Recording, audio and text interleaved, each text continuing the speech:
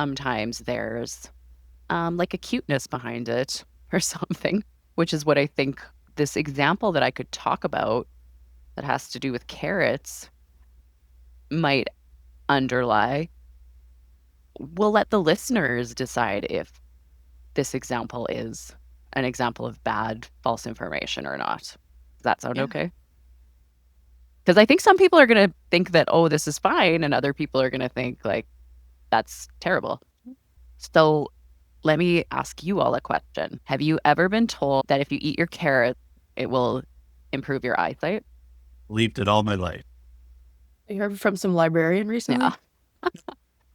I think it's something my grandma used to say. It's Yeah. something that has sort of like gone through the generations. And even my children have said to me, who are 6 and 8, if I eat enough carrots, my vision will get better. So let's look at so this is kind of a myth that has been ongoing for, gosh, what is the date? 2025? When was the war? 70 years ago? 80.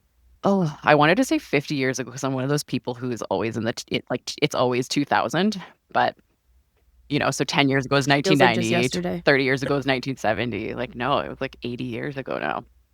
So, do carrots improve your eyesight?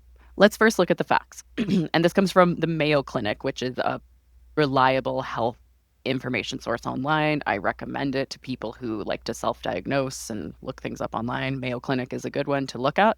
So, the facts are that carrots contain a good amount of beta carotene, which, when it gets into the body, is converted to vitamin A, which helps to maintain eye health. A vitamin A deficiency can lead to eye issues or lots of other health issues, actually.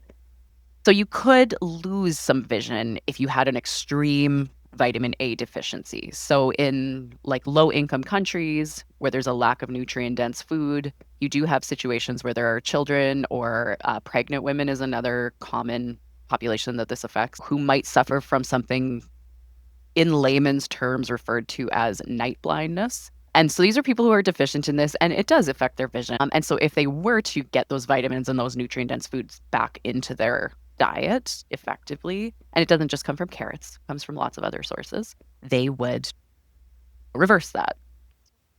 It doesn't go the other way around though. Like if you're already a healthy person and you already have a reasonably healthy, balanced diet, you have glasses and you're like, oh, I'm going to eat like 20 pounds of carrots a week because it's going to improve my vision. It doesn't work that way. Like it's not going to improve your vision or help you see in the dark. So what we're talking about here is an example where a fact is sort of like stretched and a rumor seed is planted and then it takes off and then it lasts for, in our case here, 80 years. The roots of this particular rumor can be traced back to World War II propaganda in Great Britain, where the Ministry of Information popularized the carrot myth as there's two different ideas of why they did this. So, do you want to hear them both? Yes. Yeah. Of course. Great. Okay. So, I'm going to start with a little bit of context. So, there is from 1940 to 1941, there are lots of blackouts happening in Great Britain because there are nighttime air raids from the German army. And so the information I'm about to give you, the theories, come from the Smithsonian Museum, who spoke with a curator from the the Virtual World Carrot Museum. It is a well-researched article that points to many reliable sources, including, and as I'm about to say this, I know that our journalism episode is coming up.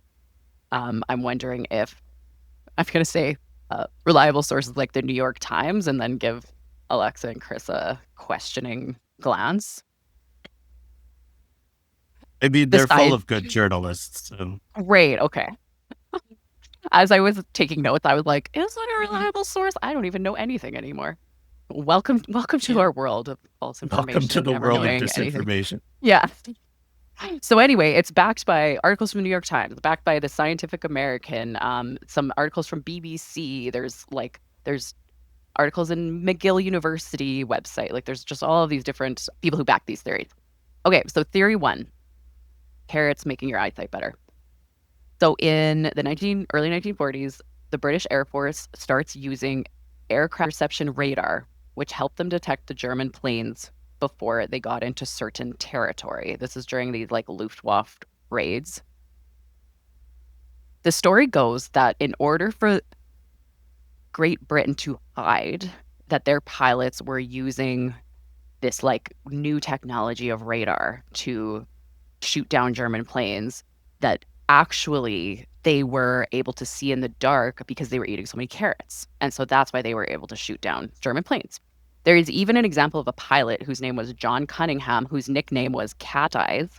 And he was the first British pilot to shoot down a German plane using the radar. Very, very successful after that. Like he shot down 20 planes and 19 of them were at night. So he became this like superhero you see on posters who like has such great vision because he's eaten so many carrots. So there's this theory that the British government started these rumors and they wanted the Germans to hear about it and think that this is why they were able to shoot down planes, and then hopefully, ha ha ha, those Germans would like be stupid and eat a bunch of carrots too and not like pay attention to what's actually happening. Historians say that it's unlikely that the Germans believed this. They say they probably knew about the radar. This is probably like a pretty far-fetched theory. There's definitely some truth, though, to these images or these posters or these propaganda campaigns of pilots eating a lot of carrots and becoming these like super cited heroes. And that kind of leads into theory 2. So theory 2, I'm going to begin by describing a poster from the Imperial War Museum. It's a propaganda poster. And it's a poster that is a mother clutching a child and peering across a dark street with a very worried look on her face.